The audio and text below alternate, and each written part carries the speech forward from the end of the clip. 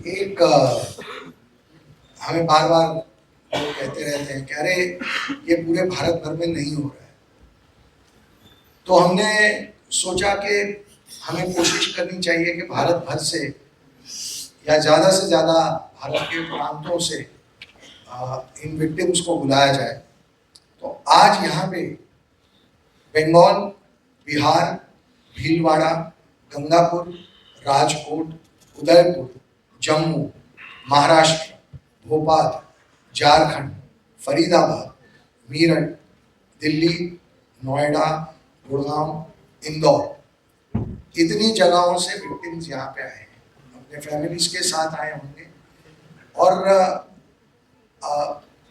और बहुत सारे हमारे पास रिक्वेस्ट आए थे, बहुत सारी लड़कियां हिस्सा लेना चाहती थी, पर समय की कमी थी, हम उनका ट्रांसपोर्ट और सब ऑर्गेनाइज नहीं कर पा रहे थे। नहीं तो शायद आज हम आपको 30 के 30 स्टेट में से लड़कियां यहाँ पे होती आपके सामने। तो ये मैंने स्टेट और जगहों के नाम इसलिए लिए ताकि ये डिबेट खत्म हो जाए, हम ये झूठ फैलाना बंद कर दें या इस झूठ में मानना बंद कर दें कि ये सिर्फ एक लोकल किसी एक छोटे से मोहल्ले की समस्या होगी, कोई इक्का दुक्का केस होगा। ये बहुत बड़े पैमाने पे भारत भर में चल रहा है। अब मैं उन विक्टिम्स और उनके परिवारों को यहाँ बुलाना चाहूँगा। मुझे लगता है हमें यहाँ आज नहीं बैठना चाहिए, ये कुर्सियाँ हटा देनी चाहिए। आशिफ प्लीज हेल्प, ये कुर्सियाँ यहाँ से हटा लीजिए। तारा जी को आप सब जानते होंगे। तारा जी, आप सभी को नमस्ते जो यहाँ उपस्थित है, और मुख्य से बहुत बहुत धन्यवाद, आपने हम सबको ये मंच दिया कि हम अपने जीवन में जो आपत्ति हुई है वो आज इतने सालों के बाद फिर से सबके सामने बोल सके। यहाँ पे आने से पहले जब मैंने ये कैरेक्टर स्टोरी 2 की रिव्यूज़ और ये सब देख रही थी, कई बड़े लोगों के कमेंट्स भी देखे कि ये एक अफवाह है और जानबूझकर झूठ फैलाया जा रहा है। तो मेरा केस 2014 का है। लोगों के लिए तो हमारा हर एक आपबीती कहानी है, तो इसे हम कहानी के जैसे सुने, लेकिन ये एक सच्चा, कहते हैं ना, जो एक इंसान झेल कर निकला है उसकी आपबीती है। हम सब यहाँ जिंदा आपके सामने बैठे हैं। मैं ये मानती हूँ कि ये हमारा किस्मत है कि हम आपसे बात कर पा रहे हैं। 2014 में मैं नेशनल शूटर हूँ और उस टाइम काफ़ी पिक पे था हमारा, परफॉर्मेंस कैंप चल रहे थे और मेरे साथ कुछ ऐसा हुआ था कि जिस इंसान से मैं मिली थी तो शूटिंग रेंज पे ही मेरी मुलाकात हुई थी और बहुत ही ऑफिसर रैंक बनकर वो लोग पहुँचे, और जो मेरे शादी का रिश्ता आया था वो एक जज लेकर आए थे, जो उस इंसान को लेकर आए थे मेरे घर और परिवार से मिलाने। तो मेरी मदर की डेथ कुछ समय पहले हुई थी, तो काफ़ी इमोशनल मेरा मतलब ऐसा चल रहा था कि मैं खुद को संभाल नहीं पा रही थी। पापा जी की तबीयत खराब थी, तो उन लोगों को ये चीज़ें बहुत अच्छे से पता है कि कौन सा इंसान किस टाइम पे, मतलब क्योंकि वो आपको एक ट्रैप करते हैं, तो उन्होंने वो मोमेंट कैच किया कि मैं बहुत इमोशनली वीक हूँ। और जो जज थे उन्होंने मुझे पापा जी के सामने ही कहा कि जो लड़का है उनकी सिर्फ माँ है, वो आपको बेटी बनकर पालेंगी।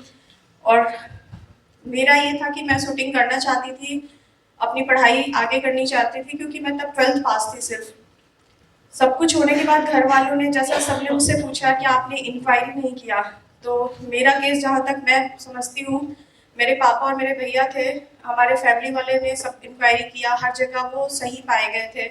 उनकी अपनी एक आइडेंटिटी थी जो हिंदू आइडेंटिटी होती है, उनकी ऑफिस, उनका वर्क प्लेस, सब कुछ था। उनके फ्रेंड डीएसपी रैंक के लोग थे, उनके गार्जियन जज थे।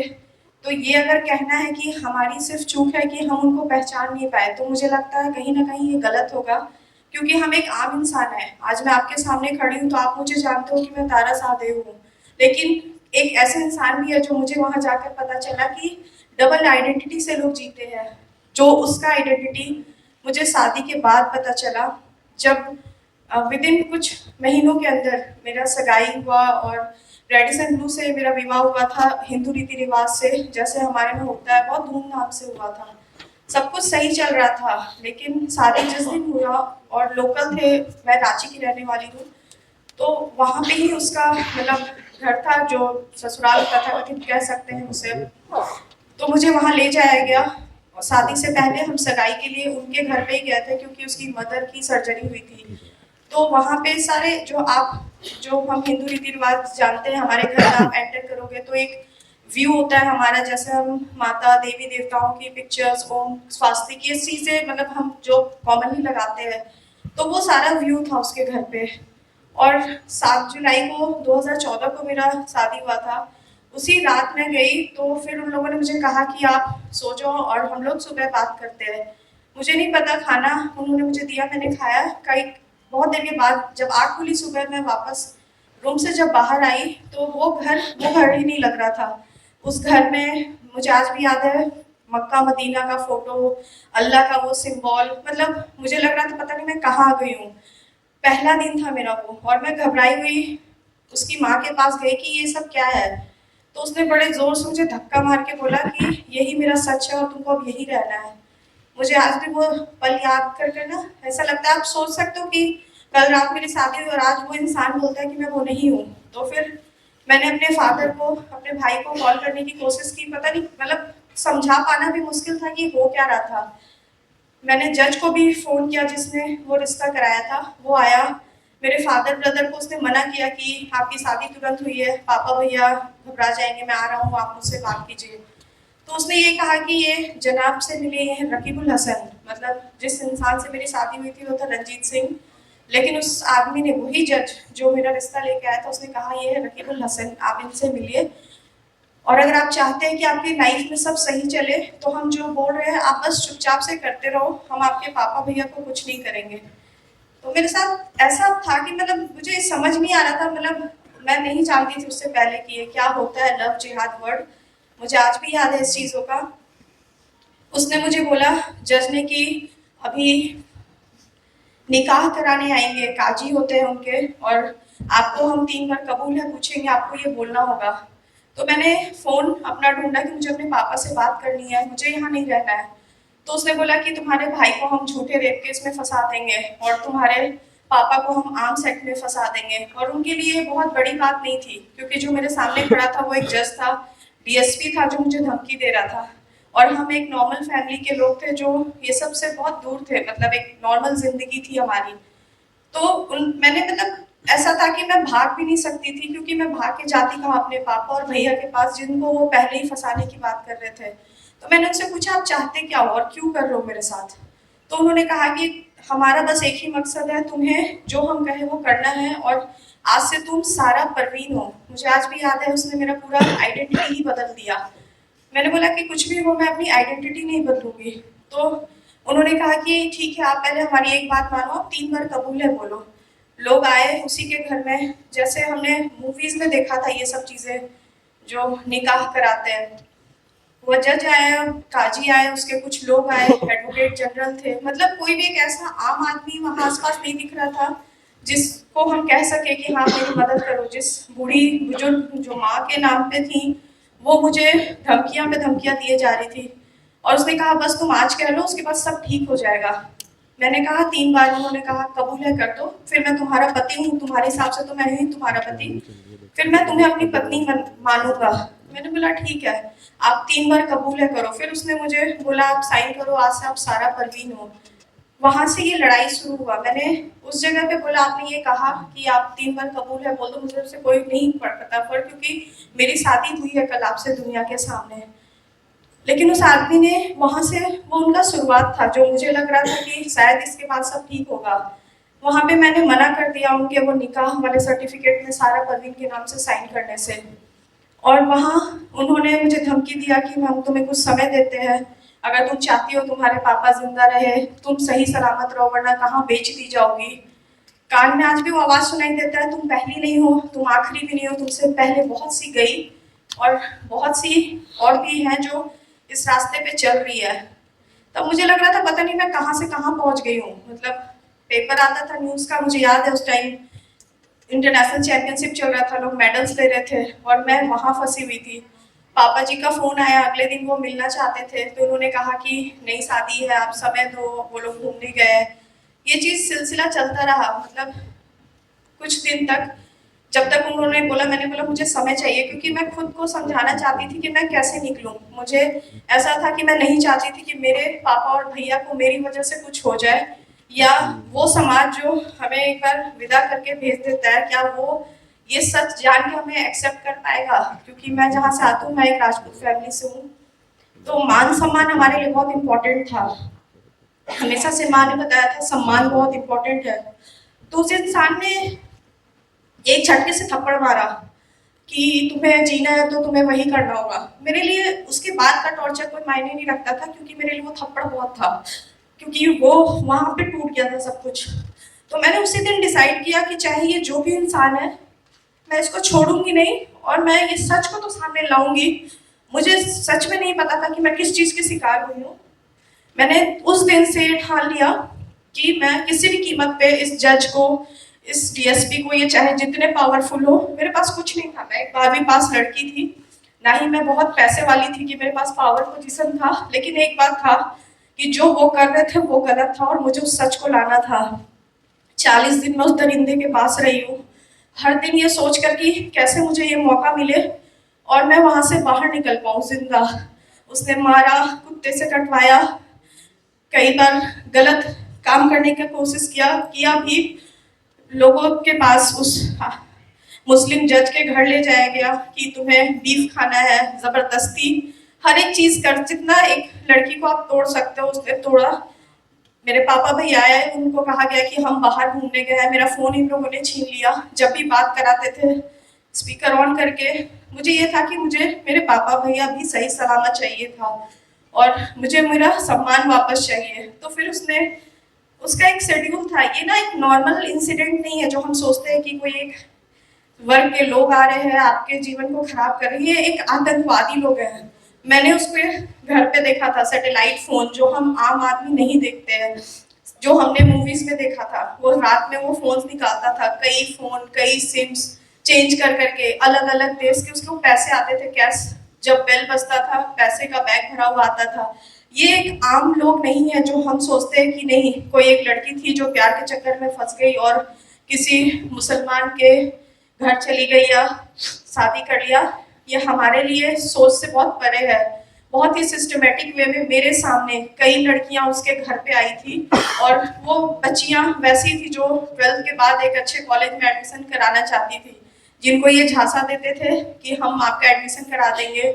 मतलब हर वो कमजोरी जो आपका है वो उन्होंने नस दबा रखा है उस चीजों का, और वो जानते हैं कि आप किस चीजों के लिए कमजोर हो और आप किस चीजों से उनके काबू में रह सकते हो। मेरे कमजोरी मेरे पापा और भैया थे।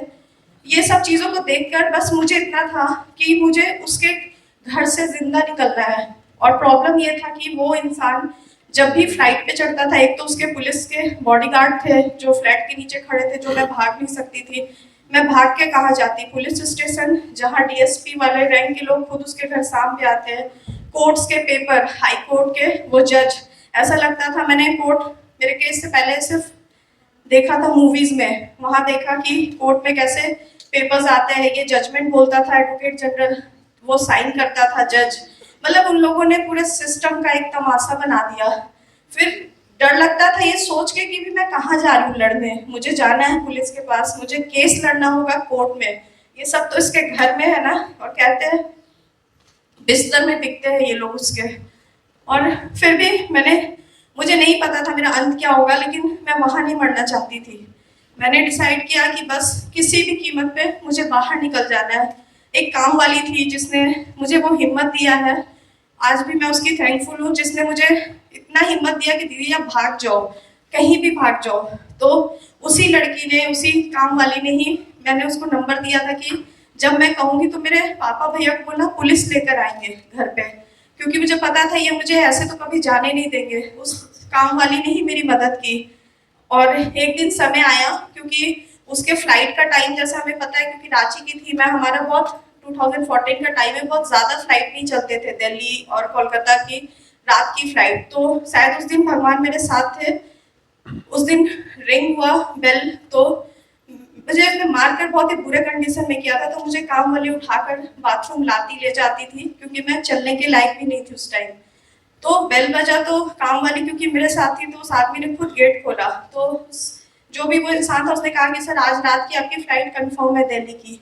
तो मुझे इतना पता था दिल्ली की फ्लाइट मतलब लगभग 8 बजे की थी। मुझे लगा भगवान ने मुझे बस आज का समय दिया है, मुझे आज ही निकलना है। वरना मैं कभी जिंदा नहीं बच पाऊँ, क्योंकि मेरा हालत हर दिन बदतर होता जा रहा था। मैंने उसी समय काम वाली को, उसने ही पेन ला के भी दिया उसके रूम से, नंबर दिया कि मेरे भाई को बोलना 8 बजे वो आ जाए पुलिस लेके, अगर लेट हुआ तो भी ये मुझे मार देंगे, पहले होगा तो उसकी माँ उसे बता देगी और सारे लोग मुझे कैप्चर कर लेंगे और नहीं आने देंगे, जिंदा नहीं निकलने देंगे वो लोग। ऐसा ही हुआ, लेकिन पुलिस को भी मेरे पापा ने कंप्लेन शायद दिया, नाम सुनकर ही उन्होंने पहले तो हाँ ही नहीं भरा, बट फिर भी महिला पुलिस के साथ पापा ने भी, अब मेरे हैं कुछ नाना जी थे तो उन्होंने हेल्प किया, किसी भी तरीके से करते करते इन्होंने लेट कर दिया। 8:45 बजे तक शायद वो लोग पहुंचे, 8:45 या 9:15 का समय था। मैं जैसे पहुंचे तो उसकी माँ का मुझे आज भी वर्ड याद है, लड़की भागने में कामयाब हो गई है, इसको रोको। उसने फट से जज को फोन लगाया, पुलिस तो सामने खड़ी थी, मुझे आज भी याद है, एसआई था वो भी एक मुस्लिम ही था जो जेंट्स था, और एक मैम थी। तो उसने कहा कि इस लड़की को आज रात भर यहाँ रोक लो और इसके बाद हम देख लेंगे। और जज का फोन था, क्योंकि वो ऊंचा सुनती थी तो उस फोन का स्पीकर ऑन रहता था, तो सारी बातें सुनाई दे रही थी कि इस लड़की के पति के पास इसको छोड़ना है, इसे नहीं ले जा सकते हो तुम। और वो पुलिस जो मुझे रेस्क्यू करने आया था वो जी साहब कर रहा था, और मैं चौथे तल्ले पे थी उस जगह पे। मुझे समझ नहीं आया, कहते ना इंसान पागल हो जाता है। मेरे पापा भैया थे, मैंने कहा मुझे छूना नहीं, दूर रहना, वरना ये लोग आपको फंसा देंगे। वो लोग तो सोच रहे थे मैं पागल ही हो चुकी हूँ, क्योंकि मुझे पता था ना वो क्या कर सकते हैं। तो मैंने लास्टली 1 घंटे चला ये सब कुछ, डीएसपी आ गया, जज पहुंच गए, एडवोकेट जनरल आ गया, वो सारा उनका जो एक ग्रुप था वो पहुंच गया। उन्होंने कहा ये लड़की यहाँ से नहीं जाएगी, और वो पुलिस, वो जो हमारे रक्षक थे वो मुझे छोड़ के जा रहे थे। लास्ट में मैंने सोचा वो तो मुझे मार ही देंगे आज वैसे भी, मैंने बोला मैम मैं यहाँ से कूद जाऊंगी, क्योंकि ये मुझे जिंदा नहीं छोड़ेंगे, इनको पता चल चुका है। मुझे आज भी याद है, कुछ है लोग जो सच में अपनी ड्यूटी करते हैं। वो एसआई मैम ने कहा कि इस लड़की को मैं यहाँ अकेला छोड़ के नहीं जाऊंगी। उन्होंने देखा मेरा हाल क्या था, और उन्होंने कहा कि मैं इसको पुलिस के अपने लॉकअप में रखूंगी, लेकिन मैं इसको ना यहाँ छोड़ूंगी ना उसके मायके में छोड़ूंगी। वो एक पल था जहां मैं उस अंधेरे से बाहर निकली थी। मुझे नहीं पता था मेरा अगला दिन क्या होने वाला है। सबने पावर लगा लिया कि तुम रोक लो, फिर एसआई ने साथ दिया मेरा, मैं वहां से बाहर निकली, मुझे पुलिस अपने साथ ले गई। कंडीशन इतनी खराब थी कि वो लॉकअप तो कहाँ ही ले जाती, मुझे सदर अस्पताल ले जाया गया, वहां रेफर किया गया रिम्स में, मेरा इलाज शुरू हुआ। और वहां पे अगले दिन सुबह ही इनके लोग पहुंच गए। इतना डर था मुझे कि ये मेरा नाम जानकर शायद मुझे जहर डालकर ना मार दे, क्योंकि वो कर सकते हैं, वो सब कुछ कर सकते हैं। तो मैंने, जो सर ने मेरा एडमिशन लिया था, मैंने बोला सर मेरा स्पेलिंग गलत कर दो, मुझे कहीं भी रखो, मुझे वार्ड में मत रखना वुमेन, क्योंकि वो मुझे मार देंगे। सर ने, मुझे याद है, ट्रॉमा सेंटर मैन के उसमें मेरा एडमिट हुआ था। मुझे अकेली मैं लड़की थी और बाकी लोग ट्रॉमा सेंटर वाले जेंट्स थे सारे। वो लोग आए, वैसे ही सबने ढूंढना शुरू किया। मेरी किस्मत शायद यहाँ थी कि मैं एक शूटर थी, तो हमेशा से जब मेडल हम लेते थे मीडिया वाले हमें जानते थे। तो प्रभात खबर वो न्यूज था जो मुझे याद है आज भी, कि नेशनल शूटर के साथ हुआ प्रताड़ना। वो न्यूज अचानक से फैल गया सुबह, और मेरे घर वाले, मेरे पापा ने पूछा था बेटा तुम चाहती क्या हो, लड़ना चाहती हो इन लोगों से?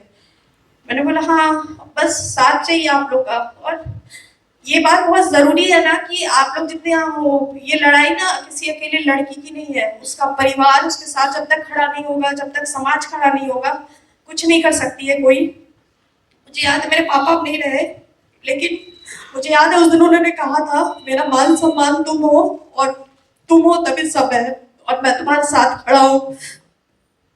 सॉरी। वहां से मेरी लड़ाई शुरू हुई। मुझे नहीं पता था कि अब क्या होने वाला है, क्योंकि मैं बस निकल गई थी, किससे लड़ना है, कैसे लड़ेंगे। 2014 सितंबर में जब एफआईआर हुआ, उन लोगों ने मेरे केस को एक घरेलू प्रताड़ना का केस बना दिया कि पति ने पत्नी को थप्पड़ मारा। ये मेरा केस था ही नहीं। मैंने इसके लिए सीएम से मिलकर बात किया कि मुझे पुलिस पे यकीन नहीं है, क्योंकि मैंने पुलिस को ही, और हुआ भी ये, डीआईजी आए थे मेरे घर में मेरे पापा को धमकी देने कि अपनी बेटी को लेके कहीं चले जाओ और चाहते हो जिंदा रहे। तो पापा का वर्ड मुझे याद है, अगर मरना था तो तुम वहीं पे थी, वो ये लड़ने आई है तो हम लड़ेंगे। फिर वहां से हमने बहुत फाइट किया।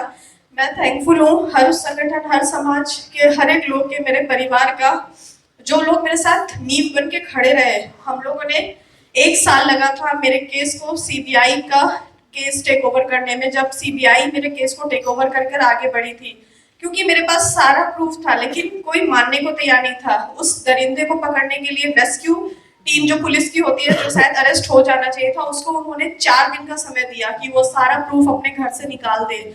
हर एक चीज मीडिया के सामने था, और थैंक यू, हमेशा से मैं रहूंगी मेरे केस में। मीडिया नहीं होती तो शायद मैं जिंदा ही नहीं होती। मीडिया ने अपनी तरफ से हर एक न्यूज लाकर इतना प्रेशर बनाया उस दरिंदे को। यही जबकि मैं रांची में थी, वो रांची में था, वो यहाँ दिल्ली हरियाणा के किसी बॉर्डर पे अरेस्ट किया गया था। मतलब इस लेवल पे जज के गाड़ी से वो भागा था, जो आज भी ऑन रिकॉर्ड है।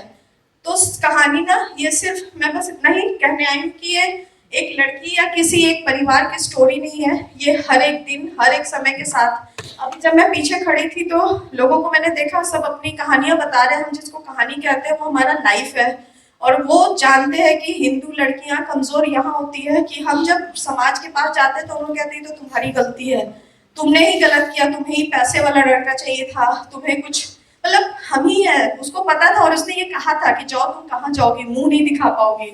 मैंने देखा है लोग मुंह कवर करके आते हैं, मुझे उसने बुरखा के लिए बहुत टॉर्चर किया था। तो मैंने उस दिन कसम खाया था, ये मेरे पहचान की लड़ाई है और मैं मुंह छिपा के तो कभी नहीं लड़ूंगी। और मैंने कभी भी अपने आप को कवर करके नहीं लड़ा, क्योंकि मरना तो वैसे भी है, किसी दिन भी मरेंगे, लेकिन ऐसे घुट के तो नहीं मर सकते। और फिर उसके बाद कंटिन्यू 9 साल लगे। सीबीआई ने केस लिया, सीबीआई के बाद मेरा 162 जो नॉर्मली केस में एक बार होता है, मेरे केस में 2 बार रजिस्टर किया गया। मुझे जो आप कहते हो ना स्टेटमेंट रिकॉर्ड होता है एक विक्टिम का, कोर्ट में मुझे याद है 8 महीने मेरा पर डे बेसिस पे, सिर्फ ऑफ डेज हॉलीडेज छोड़कर, मुझे 9 बजे से लेके 1-1:30 बजे तक का कंटिन्यू मेरा चलता था क्वेश्चन। मतलब किस लेवल के लोगों ने नहीं चाहा कि हम टूट जाए या मेरा बयान बदल जाए या वो इंसिडेंट मैं भूल जाऊं। हर एक पल हर एक चीज आंखों के सामने था।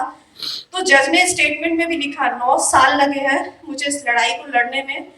2023 में मेरा जजमेंट आया, 23 नहीं 24 में, जिसमें जज ने ये माना और उस दरिंदे को उम्र कैद का सजा मिला है, और वो जज उसे 15 साल का सजा मिला, और वो बूढ़ी जो माँ कहती है उसे 10 साल का सजा मिला है। तो बस लड़ाई यहीं पे नहीं, आज भी वो बेल के लिए अप्लाई कर रहे हैं, लड़ रही। लड़ाई बस शुरू है। अफसोस बस इतना है कि हमने इतना साबित किया कि ये हो रहा है, फिर भी ये चीजें हो रही है। मैं बहुत थैंकफुल हूँ सर की कि आप लोग जैसे लोग हैं जो ये चीजों को सामने ला रहे हैं, क्योंकि उनको पता था ना कि हम कभी इसको समझेंगे ही नहीं, ये हमारे लिए, इस दुनिया के लिए सिर्फ एक कहानी है।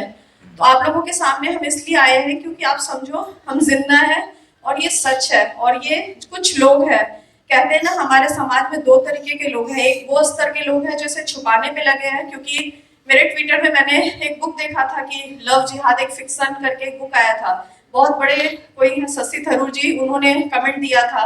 तो बहुत अफसोस की बात है कि वो जैसे लोग, और वो रवि क्या नाम है, कोई मीडिया का ही है, वो भी यही सेम बात कहा उसने कि ये सब एक झूठी कहानी है। तो मीडिया के भी कई लोग हैं जो 2 पार्ट में बट चुके हैं। मतलब आप लोगों को, मैं हमसे ज्यादा आप लोग जानते हो कि किस तरीके से लोग इस चीजों को गलत और गलत को सही करने पे लगे हैं। तो ये लड़ाई शुरू तो की है, अंतिम सांस तक मैं सर से यही कहा कि मेरा सौभाग्य है कि आपने मुझे याद किया कि मैं आप लोगों के सामने आ सकूं। आप लोग बस इतना है कि इन चीजों को एक पॉजिटिव व्यू में ले, ये एक सच है, ये कोई छलावा नहीं है।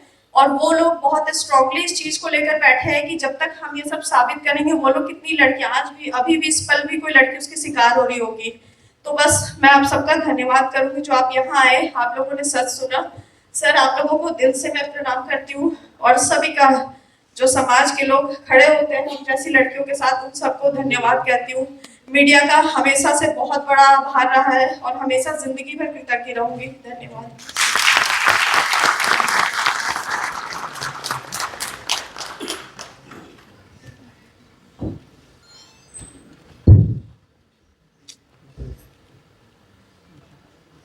नमस्ते, मेरा नाम राशि है, मैं मुंबई से आई हूँ। जैसे कि तारा मैम की स्टोरी आप देख रहे हो, कुछ वैसी स्टोरी मेरे साथ भी हुई। बट इनको इतना पता होता है कि हमारी लड़कियां कहाँ कमजोर होती है, तो इन्होंने गणपति पे अपना नाम बदल के मुझे इंस्टा पे ढूंढा। लड़के ने मुझसे फ्रेंडशिप करने की कोशिश की। फिर मतलब यू कैन से ये 1-1.5 महीना ये सिलसिला मेरे साथ चला फ्रेंडशिप के बारे में।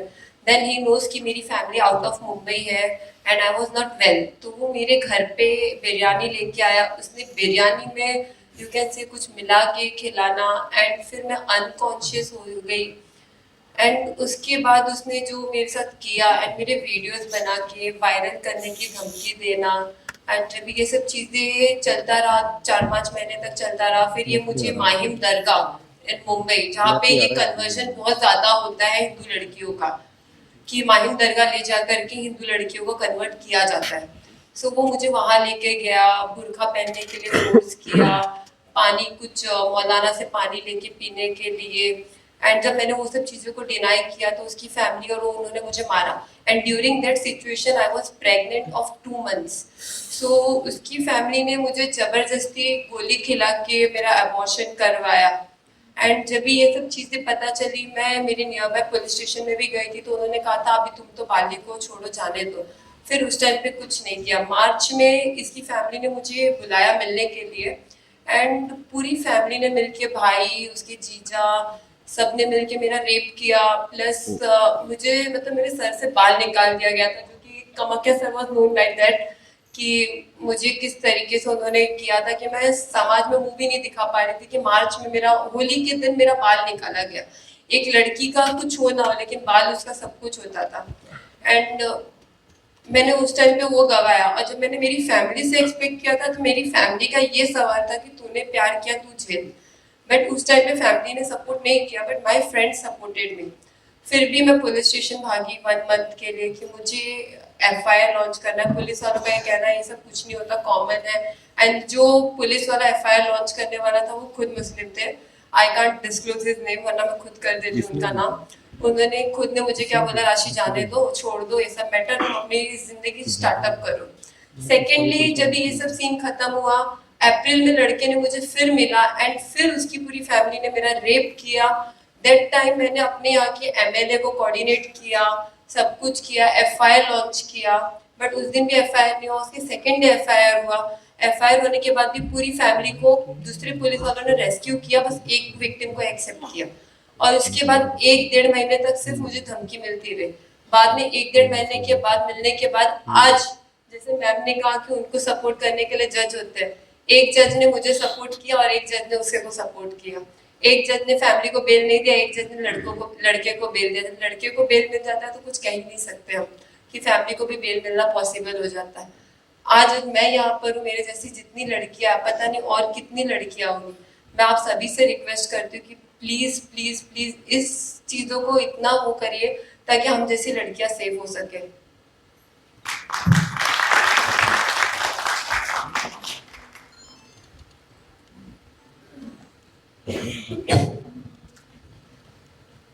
सभी को नमस्कार करना चाहूंगी।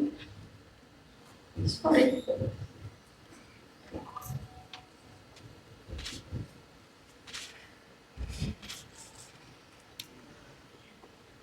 मैं निकिता तोमर की मदर हूँ फरीदाबाद से। ये 2020 में 26 अक्टूबर के दिन हुआ था। मेरी बेटी, मुझे ऐसा लगता है कि सुंदरता और पढ़ाई के कारण और एक तरफा प्यार के कारण गई। मेरी बेटी स्कूल भी टॉप कर रही थी और कॉलेज भी टॉप कर रही थी, तो सामाजिक कामों में भी जाती थी, जनता से भी रूबरू थी, अपने समाज से भी। मैं भी उसके साथ जाती थी जहाँ उसे बुलाते थे। तो शायद उसकी नज़र उस पर कहीं पड़ी और जबरदस्ती शादी का दबाव डालने लगा।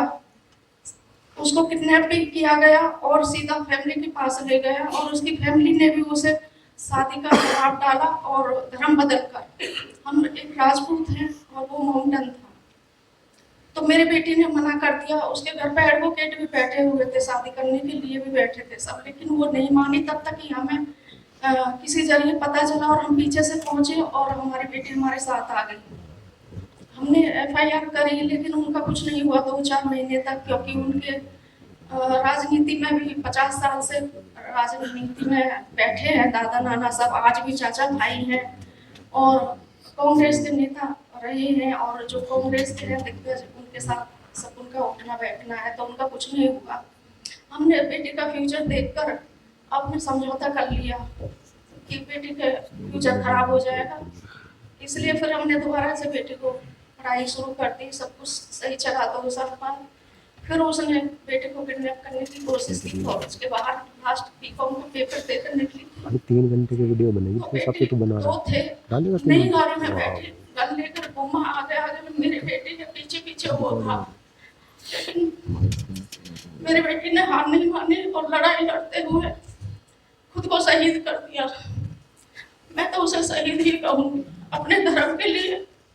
और उसने अपना बलिदान दे दिया, लेकिन उनसे समझौता नहीं किया, उनके साथ नहीं गई। पहले भी ठुकरा कर सब कुछ आ गई। खूब परिवार ने दबाव डाला, खूब लालच दिया, रानी बना के रखेंगे बेटा, शादी कर ले धर्म बदल कर, लेकिन मेरी बेटी ने सब कुछ ठुकराया और अपनी पढ़ाई भी जारी रखी। बीकॉम क्लियर की, टॉप करके गई है लास्ट में भी। और उसने उनके साथ कोई समझौता नहीं किया, ना ही वो उसकी पिस्टल से डरी। आगे आगे वो और पीछे वो लगाता फिरा। गाड़ी में दोनों ने खूब बैठाने की कोशिश की, नहीं बैठ पाई वो उनसे, तो उन्होंने उसे मार दिया। और इसके बाद आप सबने सुना होगा 2020 की बात है, 26 और मेरी बेटी लड़ते हुए गई अपने धर्म के लिए। और हम समाज में इस वजह से जी भी रहे, शायद हम आज यहाँ नहीं खड़े होते अगर बेटी उनके साथ जाती तो। बस तसल्ली है तो थोड़ी सी यहाँ है कि वो इज्जत से गई है, लेकिन दुख तो है और सारी जिंदगी रहेगा। उसकी कमी कभी पूरी नहीं हो सकती, उसके बगैर ना कोई खुशी है। आज खुशी मिलती है लेकिन उसके बगैर नहीं है। लेकिन बस इसीलिए जी रहे कि बेटी लड़ते हुए गई और हम भी आज भी लड़ाई लड़ रहे हैं। डिस्ट्रिक्ट कोर्ट से उन्हें उम्र कैद की सजा मिली दोनों को, हमने हाई कोर्ट में कर रखा है और हम आखिरी सांस तक लड़ाई लड़ेंगे, क्योंकि बेटी भी लड़ाई लड़ते हुए गई है अपने हिंदू धर्म के लिए, अपने सनातन धर्म के लिए। हम भी ये लड़ाई लड़ते रहेंगे जब तक जिएंगे। और आज सबका बहुत बहुत धन्यवाद, सबको बहुत नमस्कार। आप सबने हमें यहाँ बुलाने के लायक समझा और मैं अपनी गलतियों के लिए क्षमा चाहती हूँ आप सबसे।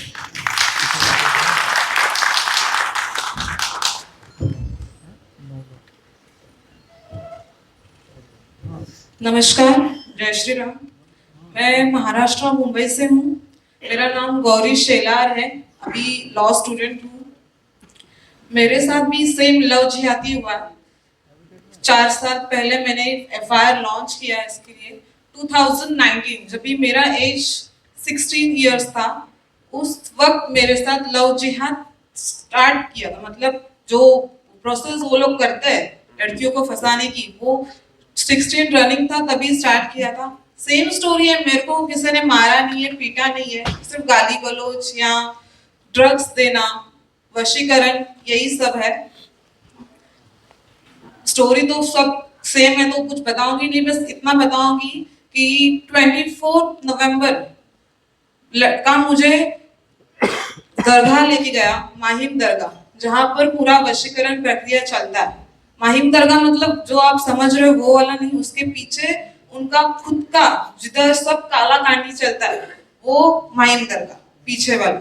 उधर मुझे एक ग्लास पानी पिलाया जो बहुत टेस्ट में कड़वा रहता है, वो पानी पिला के मुझे ड्रग्स दिए। फिर मैंने सुसाइड भी अटेम्प्ट किया क्योंकि मुझे शादी करनी नहीं थी उससे, क्यों मुझे अपना करियर करना था, उसके बाद मुझे शादी करनी थी। 2025 को मैंने प्रॉमिस किया था कि तभी शादी करेंगे, लेकिन फिर भी मुझे जबरदस्ती ड्रग्स देके वशीकरण करके 7 दिसंबर को मेरे से बांद्रा कोर्ट में विदाउट परमिशन, मुझे कुछ मालूम नहीं है, कन्वर्ट करके मेरा मेरे साथ निकाह किया। नोटरी में जाके मेरा नाम बदल के गौरी से पलक कर दिया और फिर पुलिस स्टेशन लेके गए। लेकिन मेरे माँ बाप का प्यार और मेरा उनके ऊपर जो प्यार है उसके वजह से पुलिस स्टेशन से मैं सिर्फ 4 दिन की मोहलत लेके घर पे गई थी। उसी समय कुछ सोशल वर्कर्स, मेरे मम्मी पापा, उन्होंने मुझे बहुत सपोर्ट किया। वहां से मुझे वो बाहर लेके गए, मेरा काउंसलिंग, मेरे ट्रीटमेंट, जो वशीकरण में मैं थी वो ट्रीटमेंट मेरा स्टार्ट हुआ। उसके 1 मंथ बाद मैंने महाराष्ट्र में नहीं थी तभी मैं, क्योंकि वशीकरण का जो प्रक्रिया है वो उसी एरिया में चलता है। जब आप उस एरिया से बाहर जाते हो तो वशीकरण टूट जाता है पूरी तरह से। फिर वो लड़की को बाहर आने में बहुत मदद होती है, इसीलिए उन्होंने मुझे बहुत दूर रखा उस लड़के से। और उसके बाद जब भी मैं पूरी स्टेबल हो गई तभी मैं एफआईआर लॉन्च करने के लिए मुंबई आई। एफआईआर लॉन्च किया भी मैंने, लेकिन एक बात जो है बहुत कड़वी है लेकिन सच है कि पोस्को जब भी किसी लड़की का एफआईआर लॉन्च करते हैं पोस्को के लिए, तो एक लेडीज पीएस है उसका स्टेटमेंट लेती है। लेडीज पीएस है स्टेटमेंट क्यों लेती है? क्योंकि वो लड़की खुल के बता सके सब चीजें, उसे सब बता सके कि उसके साथ फिजिकल कैसे हुआ, फर्स्ट डे से एंड मोमेंट तक उसके साथ क्या अत्याचार हुआ है, वो बताने के लिए वो पीएसआई लेडीज रहती है। नहीं तो बहुत सारे पीएसआई जो एफआईआर लॉन्च कर सकते मेरा, लेकिन वो जो पीएसआई थी उसका नाम नहीं मैं बता सकती हूँ अभी, उसके ऊपर मैंने एलिगेशंस किए, उससे मैंने अपना केस हटवा लिया था। लेकिन उसने मुझे इतना कैरेक्टरलेस, इतना गंदा गंदा बात जो लड़के ने भी मुझे आज तक नहीं बोला था, वो सब बात वो मेरे को बोल रही थी ताकि मैं एफआईआर लॉन्च ना कर सकूं। क्यों? उसको पैसे मिले थे उसके, इसीलिए। अभी इसके लिए मैं ज्यादा कुछ नहीं बोलूंगी। मेरा सिर्फ 3 ही लोगों से विनती है कि एक माता पिता, समाज और प्रशासन। माता पिता, आज मेरे केस को 4 साल हो गए पूरे, लेकिन मेरे मम्मी पापा ने मेरा शादी नहीं कराया। क्यों? मुझे करियर करना है, इसलिए मेरा करियर चालू, मैं आउट ऑफ मुंबई जाके अपना करियर कर रही हूँ। साथ में मुझे एक शब्द से आज कुछ बोला नहीं है कि हमारा इज्जत गवाया, कुछ नहीं। क्यों? अपनी लड़की का गलती है नहीं है ऐसा नहीं है, लेकिन लव जिहाद भी है। तो लव जिहाद क्या है ये स्टोरी बताता है। केरला स्टोरी 2, केरला स्टोरी 1 ये सब बता रहा है कि लव जिहाद क्या है। तो माता पिता को मेरी विनती है कि अपने बच्चों को, बच्चियों को गलत ना समझे, क्योंकि ताली एक हाथ से नहीं बज रही है, सामने वाले से भी कुछ तो गलतियां हुई है। तो इसीलिए अपनी बच्चियों को गलत ना समझे, उनको सपोर्ट करें। और दूसरी बात है मेरा समाज। अभी जब भी मेरे सोहेल, उस लड़के का नाम है सोहेल एक्यूज्ड का, उसके बाजू में जो हिंदू लोग थे आज मेरे घर पे आ रहे हैं, अच्छे से बात कर रहे हैं, मेरे माँ बाप को बता रहे हैं कि हाँ उसकी माँ मुसलमान होके नींबू उसके काट के उसके ऊपर हल्दी कुमकुम, जो काला जादू होता है ब्लैक मैजिक, वो सब करती थी। वो मुस्लिम, उसके पास हल्दी कुमकुम का क्या जरूरत है, अंडा फोड़ के रखने का क्या जरूरत, वो सब अभी बता रहे। जब भी मेरे माँ बाप खुद सब लड़ चुके हैं, हाँ अभी बता रहे। तो समाज का काम है कि खड़े होके अपने हिंदू भाई बहनों को सपोर्ट करना। वो समाज नहीं करता है, क्योंकि जब भी अपने घर पे वो बात आती है तभी हमको पता चलता है कि वो किस हद से गुजर रहे, किस दर्द से गुजर रहे।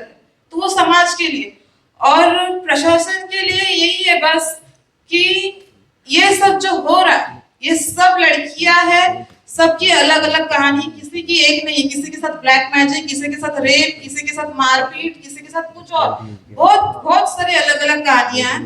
तो कहानियों को ऊपर मत जाइए, बस जो हो रहा है वो सच है। इसीलिए ये सब आया कि हाँ ये जो केरला स्टोरी है वो सच में रियलिटी है, कोई स्टोरी नहीं है। आज सुबह मैं आ रही थी तभी एक पहले से ही लिखा होता है बेटी बचाओ बेटी पढ़ाओ। ये मालूम है क्यों है? पहले जो लड़कियों को मार डालते थे, क्यों? लड़का चाहिए, लड़की नहीं चाहिए, उसके लिए वो थॉट है बेटी बचाओ बेटी पढ़ाओ। लेकिन बेटी बचाओ बेटी पढ़ाओ ये नहीं होना चाहिए। बेटी को पढ़ाओ, एजुकेशन जरूरी नहीं है अभी बेटी को ये जरूरी है कि धर्म क्या है, सनातन धर्म क्या है ये जरूरी है।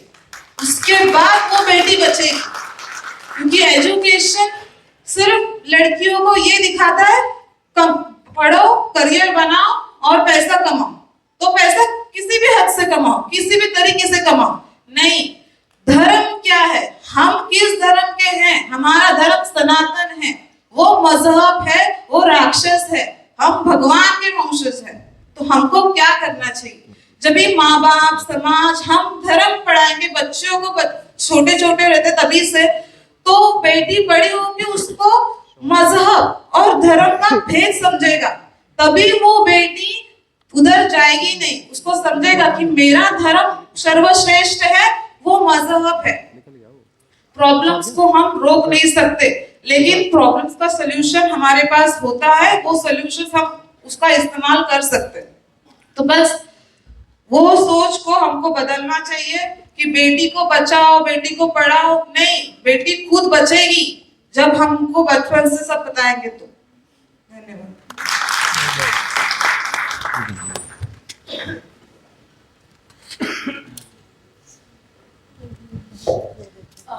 नमस्कार जी, मेरा नाम तो बताऊंगी नहीं, मैं मध्य प्रदेश से हूँ। मध्य प्रदेश से हूँ मैं। यहाँ पर 2013 में आई थी। मतलब मेरी पहचान एक नवीन राणा नाम के लड़के से फेसबुक पे हुई थी, बट नवीन राणा जो था उसका मेरा चला, मतलब वो मुझे इंदौर लेने आया मध्य प्रदेश में। मैं उसके साथ भी आई, ठीक है, क्योंकि इंटरकास्ट थी, मतलब राणा और हम ब्राह्मण फैमिली थे, तो इसलिए शादी घर वाले तो वो नहीं कर सकते, क्योंकि ब्राह्मण हूँ तो ब्राह्मण में ही जाऊँगी। नवीन राणा मुझे लेने आया, हम दिल्ली आए। दिल्ली में उसका एक फ्रेंड मिला, उसका नाम शाहनवाज था। शाहनवाज लेकर जब हमें यहाँ आया, तब उन्होंने बोला कि हमारे पास घर नहीं है रहने के लिए, तो मैं तुम्हें लेकर, एक मदरसा है फुल्लत नाम है जिसका, यूपी में पड़ता है, सुना भी होगा आपने, मौलाना कलीम सिद्दीकी का मदरसा है वो। मैं उनके वहाँ पर गई, मुझे वहाँ ले गया नवीन। तो वहाँ इतनी सेफ्टी सिक्योरिटी थी कि मतलब कोई भी लेडीज बाहर नहीं जा सकती और कोई जेंट्स अंदर नहीं आ सकता। तो ऐसा गेट पे, और गेट के बाहर भी मौलाना के जो होते हैं जो लोग, वो खड़े रहते थे। ठीक है, मैं वहाँ पर गई। वहाँ पर मेरी जैसी और भी लड़कियाँ थी, मैंने देखा वहाँ। तो उन्होंने बोला कि नहीं, ये सपोर्ट करते हैं बस हम लोगों को। वहाँ पर जब मैं गई तो उन्होंने धीरे धीरे पूछा मुझसे कि तुम क्या नॉनवेज खाती हो? मैंने बोला नहीं, नॉनवेज वगैरह हम नहीं खाते, क्योंकि मैं एक ब्राह्मण फैमिली से हूँ, ऐसा। ठीक है, मैंने बोला अच्छा नवीन कहाँ है, आप नवीन को बुला दीजिए, वो कब जाएगा? तो बोले नहीं, अभी नवीन नहीं आ रहा है, नवीन कहीं गया हुआ है। ठीक है। वहाँ से फिर मुझे मेरठ मदरसे ले जाया गया। मेरठ मदरसे में जब वहाँ रखा तो उन्होंने बोला आपको यहाँ कुछ दिन रहना पड़ेगा। मैंने बोला नहीं, पहले आप मुझे नवीन को बुलाओ। तो बोले नहीं, नवीन वहीं आ रहा है, आप वहीं चलो। जब हम मेरठ मदरसे में गए तो वहाँ पर नवीन आया। नवीन ने कहा देखो सुनो, अब अपने घर से तुम दूर हो गई हो, तो फोन तो था भी नहीं मेरे पास में कि मैं फोन से घर से या किसी से कांटेक्ट कर सकूं। जो फोन था मेरे पास में वो वही ले गया था। फिर उसके बाद में उसने कहा देखो मैं तुमसे बहुत प्यार करता हूँ, ऐसा है कि तुम्हें ना इस्लाम की स्टडी यहाँ रहकर सीखनी होगी। मैंने कहा मैं इस्लाम को कैसे सीखूं, मेरे को समझ नहीं आता है ये सब। तो बोले कि नहीं, हमें निकाह करना होगा ना, इसके लिए इस्लाम को तुम्हें पढ़ना होगा और इस्लाम सीखना होगा। वहाँ इतना टॉर्चर था कि वो 5 मिनट के लिए बस मिला और बस ये बोलकर चला गया। अब वहाँ जो मदरसे में लेडीज होती थी, जो हमारी जो हम सबको सिखाती थी वहाँ पर, उन्होंने कहा अब आपको इस्लाम में कलमा पढ़ना है। उन्होंने कलमा सिखाया। उसके बाद में सुबह 4 बजे हमको उठा दिया करते थे नमाज पढ़ने के लिए, जैसे तहज्जुद बोलते हैं। वहाँ से शुरू होती थी पूरे दिन भर की। मॉर्निंग में 7 बजे सिर्फ हमें चाय मिलती थी। उसके बाद में ऐसा ट्रीटमेंट सिर्फ हमको मिलता था जो वहाँ पर हिंदू लड़कियाँ थी, बाकी जो उनकी लड़कियाँ थी उनको ऐसा ट्रीटमेंट नहीं मिलता था। फिर उसके बाद में हमें सिर्फ चटनी देते थे और चावल देते थे, और रात में चटनी और रोटी, वो भी सिर्फ 2। फिर उन्होंने बोला कि इस्लाम तुम स्टडी याद नहीं करोगी, तुम आयतें याद नहीं करोगी, तुम नमाज याद नहीं करोगी, कुरान को पढ़ोगी नहीं, तो तुमको ऐसे ही मिलेगा। वहाँ हम लोग रहते, मैं कहूँ मुझे मेरे घर जाना है, प्लीज़ मुझे मेरे घर भेज दो। उन लोगों ने घर नहीं भेजा। फिर नवीन गायब ही हो गया बिल्कुल, ना वो आया मिलने। फिर वहाँ से मुझे फुल्लत ले जाया गया। फुल्लत गाँव जब गए हम वहाँ पर, तो वहाँ पर कोई मौलाना मिले। वहाँ पर मौलाना कलीम सिद्दीकी ने वहाँ पर शादी करवाई किसी मौलाना से। उस मौलाना ने मुझे मुजफ्फरनगर रखा। मुजफ्फरनगर जाने के बाद वो घर से बाहर जब जाता ना तो ताला लगा कर जाता, क्योंकि वो लोग कहते थे अभी, मतलब वो फोन पे जब बात करता था ना, कि ट्रस्ट मत करना इस पे, क्योंकि ये पढ़ी लिखी लड़की है, इसने MBA कर रखा है, ये बहुत ब्रॉड माइंडेड है, इसलिए इस पर ट्रस्ट मत करना, ये भाग सकती है। तो वहां पर मुझे वो रखता, फिर उसके बाद में लॉक खोल के वो आता, लॉक खोल के नमाज पढ़ने जाता, तो वो इस तरह से मुझे रखा उसने। फिर कुछ दिन बाद में उसने मुझे ना तलाक दे दिया। मैंने सोचा कि मैं उसका दिल जीत लूंगी तो शायद तक मेरे को मौका दे दे कि मैं बाहर निकल सकूं, मैं भाग सकूं कहीं, बट नहीं, उसने ट्रस्ट नहीं करा। फिर उसने कुछ दिन बाद तलाक दे दिया। तलाक से मुझे वापस फुलत मदरसे में लाया गया और फुलत मदरसे में मैं रही। मदरसे में रहने के बाद में उन लोगों ने बोला कि मैं शादी करनी होगी, देखो तुम अपने घर तो अब जा नहीं सकती हो, घर जा भी नहीं पाओगी क्योंकि तुम्हारे घर वाले अब तुम्हें एक्सेप्ट नहीं करेंगे, क्योंकि मुझे बुर्खा पहनाना, पर्दे में रखना, मेरा एक नाखून भी नहीं दिखता था क्योंकि हाथ में ग्लव्स, पैरों में ग्लव्स, हर जगह सॉक्स वगैरह, मतलब इस तरह से मुझे वो लोग रखते थे एकदम नकाब करके। फिर उसके बाद में उन्होंने मेरा दूसरी जगह पे निकाह करवाया, वहां पर निकाह हुआ। फिर उसने मुझे कुछ टाइम तक रखा क्योंकि 2013 से अब मैं इस चीज से निकली हूँ, अभी तक मेरा केस भी चल रहा है। और उन्होंने मेरा फिर हलाला करवाया, हलाला के नाम पे वो अपने जीजा से करवाता, फिर उसके जीजा तलाक देते, फिर वो मेरे साथ रहता। फिर उसके बाद में जमीयत उलमा हिंद की एंट्री होती है इस मैटर में कि मेरी 2019 में एक से निकाह होता है। वो हाफिज कुरान था, उसने मुझसे झूठ बोल के शादी करी, ये बताकर वहां पर कि उसकी वाइफ की डेथ हो गई इसलिए वो वहां पर शादी कर रहा है। मतलब मैं इन लोगों के बीच में नहीं, मैं को कोई ऐसा नहीं था कि मैं निकल सकूं, बाहर जा सकूं। और उसने मुझसे शादी करी, 4 साल मुझे रखा, फिर उसके बाद उसने मुझे तलाक दिया। फिर इनकी फैमिली वालों ने मुझे अपने मतलब कमरे में रखा, बिल्कुल कहीं जाना नहीं, आना नहीं। फिर उसके बाद में उसने मुझे फ्लैट लेकर एक जगह रखा सबसे छुपा कर, फिर वहां पर उसके जीजा से हलाला करके मेरा दोबारा निकाह करके मेरे को रखा। फिर उसके बाद में मैं जब फ्लैट में रहती थी ना, तब वो कुछ मारना, पीटना, गालियां, मैं बाहर कैसे निकलूं। फिर मेरी एक फ्रेंड से मेरी दोस्ती हुई, मेरी फ्रेंड यही मेरे साथ रहती है, मतलब बहुत सपोर्ट, इसने मुझे इतनी हिम्मत दी, बहुत हिम्मत। मैं वहीं पास के डीएलएफ थाने में गई और उसकी कंप्लेंट लिखी कि सर ऐसा ऐसा मेरे साथ इन लोगों ने करा है कि मेरा हलाला करवाया, फिर मुझे अब शुरू से 2013 से लेकर अब तक ये सब करवा रहे हैं। उस एसएचओ ने एक पति पत्नी की लड़ाई की एफआईआर लिख ली और उसे समझाया कि तुम जाके कोर्ट में तलाक ले लो और इसको जो भी है सेटलमेंट करके मामले को रफा दफा कर दो। बट मुझे जब मैं वहां गई एसएचओ के पास, पता पड़ा कि क्या है, उन्होंने लिखवाई है एप्लीकेशन, तो उन्होंने एफआईआर की मतलब ये हस्बैंड वाइफ वाला ही लिखा, क्योंकि वो हर बार जाता और पैसे दे देता, क्योंकि वो मदरसा चलाता है, बहुत बड़ा स्कूल भी है उसका, तो अच्छी अर्निंग है उसके पास में, तो वो पैसे दे दिया करता और वो छूट जाया करता। अब मेरा केस कोर्ट में है, मेरी फ्रेंड और उसके हस्बैंड और हमारे सर है, विनीत सर और चंद्रपाल सर जी, ये मेरी हेल्प कर रहे हैं और इस केस को लड़ने में। और मैं चाहती हूँ कि अगर प्रशासन कुछ पैसे लेकर ये काम ना करे ना, तो सच में किसी के लिए वो खड़े हो सकते हैं। वो हमेशा पैसे दे देता है और इतना ट्रस्ट दिलाया था मुझे कि नहीं आपकी हेल्प होगी, आप फिक्र मत करो, और मेरा कोई हेल्प नहीं हुआ। 1.5 साल से मैं भी स्ट्रगल कर रही हूँ और मैं लड़ रही हूँ, पर मैं बैक नहीं होंगी। मेरे पास फैमिली का कोई सपोर्ट नहीं है क्योंकि मैं एक ब्राह्मण फैमिली से बिलोंग करती हूँ और हमारे यहाँ इज्जत को बहुत कुछ मानते हैं, इसलिए अब मेरे पास जो मेरी फैमिली है बस यही है और कोई भी नहीं है। और ये जो फिल्म है इससे ना बहुत कुछ सीखने को मिलता है। ऐसी फिल्में तो बननी चाहिए जिससे कि हमें आईना दिखाई दे। एक ये मुस्लिम कम्युनिटी का जो आईना है ना, वो हमें दिखाई नहीं देता। ये ऊपर से बहुत अच्छे होते हैं, दाढ़ी टोपी बिल्कुल नेक बन के रहना नहीं, पर इनके अंदर बहुत गंदे हैं।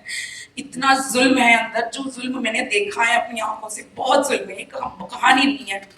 तो मैं तो सोचती हूँ कि समाज में इस तरह की मूवी आती हैं खराब और आपसी, इससे अच्छा तो ऐसी मूवीज आए जो हमको कुछ सिखा दे कि नहीं वाकई में रियल में लड़कियों के साथ में क्या हो रहा है।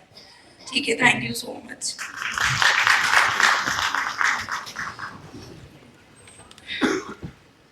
मी मोनिका शिजवळ, मी नाशिकवरून आलेली आहे।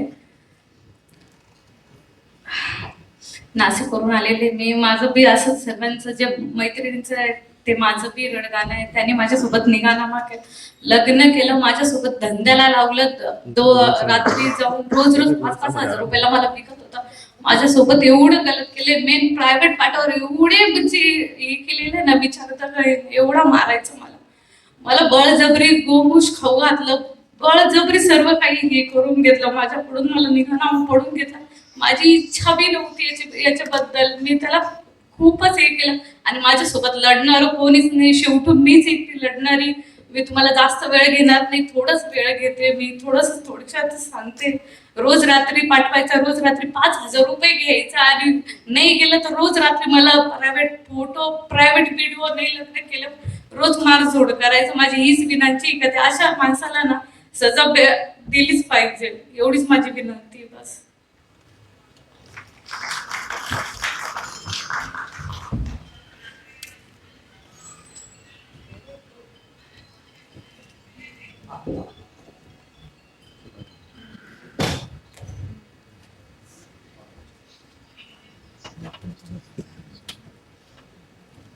नमस्कार सभी को, मेरा नाम सविता है, मैं मुंबई से बिलोंग करती हूँ. एंड मेरे साथ भी सेम हुआ है. जैसे कि मुंबई का स्टोरी है माहिम दरगाह, जहाँ पे लड़कियों को लेके जाया जाता है और वहाँ पे कुछ पानी पिलाया जाता है. सेम मेरे साथ भी वही हुआ. मुझे पानी पिलाया गया वहाँ पे एंड उसके बाद मुझे अनकॉन्शियस करके फिर घर पे लेके गए. फिर मेरे साथ रेप हुआ एंड उसके बाद उसकी मम्मी एंड उसकी सिस्टर मुझे ब्लैकमेल करने लगे. फिर ज़बरदस्ती मुझे कोर्ट मैरिज कराया गया एंड कोर्ट मैरिज कराने के बाद अब मैं जब फैमिली छोड़ ही दी हूँ तो मैं उसी के पास रह गई. मैं 9 इयर्स स्ट्रगल करी हूँ उसके साथ. मेरे 2 बच्चे हैं छोटे. मुझे ज़बरदस्ती 2 मास खिलाया जाता था, मुझे मारते थे. मैं जैसे जॉब पे जाती थी तो ऐसे होता है कि उन लोगों में बुर्का पहन के छोटे कपड़े पहनते, बहुत कुछ करते, एक नहीं 4-4 लड़के लेके घूमते, बट वो दिखता नहीं है. बट अगर एक हिंदू लड़की जीन्स टी शर्ट पहने या कुछ ऐसे कपड़े पहने तो उन लोगों का कहना होता है कि ये लड़की धंधे वाली है, बियर बार में काम करती है. जैसे कि मैं पढ़ी लिखी हूँ तो मेरे बच्चों के लिए मुझे काम करना होता था, तो मैं काम करती थी, जॉब पे जाती थी, वहाँ पे फॉर्मल्स पहनना होता था. तो सभी को बताते थे कि मैं बियर बार में काम करती हूँ, मैं धंधा करती हूँ. अगर ऑफिस में किसी से बात करती थी, कोई कलीग्स होते थे तो उनके साथ मेरा अफेयर है, रिलेशन है. ऑफिस के बाहर आके मारना कि मेरा मुंह पूरा काला, मैं किसी को फेस शो ही नहीं कर सकती थी. ऐसे आज भी मैं स्ट्रगल कर रही हूँ. मुझे बैक सपोर्ट किसी का नहीं है, मेरे फैमिली का नहीं है, क्योंकि मैं खुद से करी हूँ तो सब मुझे अपने हाल पे छोड़ दिए. बट मैं ये कहना चाहती हूँ कि अगर एक फैमिली सपोर्ट होगा तो ऐसे लड़कियों को बाहर निकलने का मौका मिलेगा. कि जो सुसाइड करना चाहते हैं कि मैं क्या करूँ और क्या नहीं, वैसे लड़कियों को अगर किसी का सपोर्ट होगा तो वो उसमें से बाहर निकल सकते हैं. बस, थैंक यू.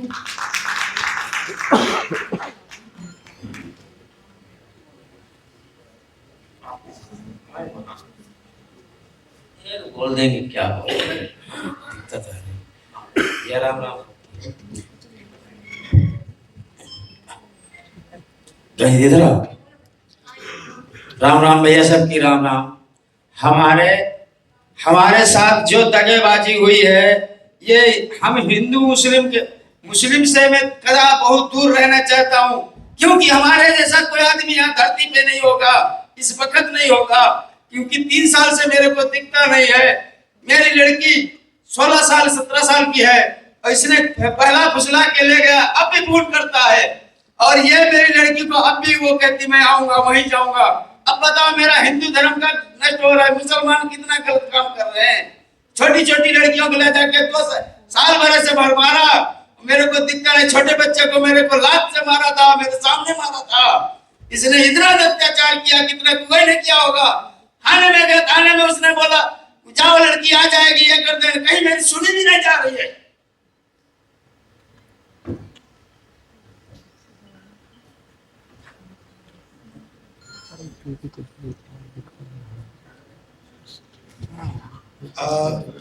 कहानियां और भी बहुत हैं.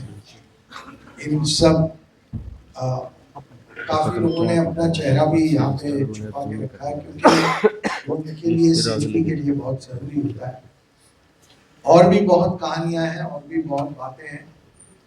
हम आप लोगों से इनको इनकी जबानी ये कहानियां सुनवाना चाहते थे, और हम सिर्फ एक ही चीज कहना चाहते हैं, जितने भी इस फिल्म के हेटर्स हैं, जितने भी इस फिल्म को प्रोपेगेंडा बोलते हैं, कि हम इन लोगों के साथ खड़े रहेंगे।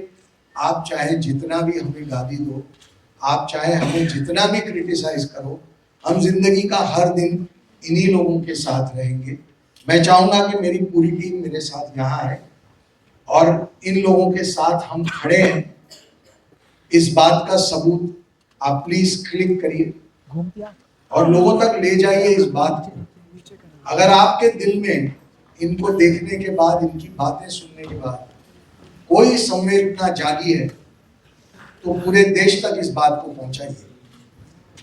प्रॉब्लम पहचानेंगे नहीं तो सॉल्यूशन आएगा। पूरी केरला स्टोरी 2 की टीम इन सबके साथ खड़ी है आजीवन। भाई क्या फोन नीचे करो।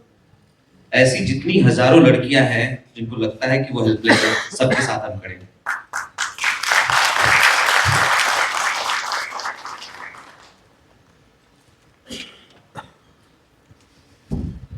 Thank you very much.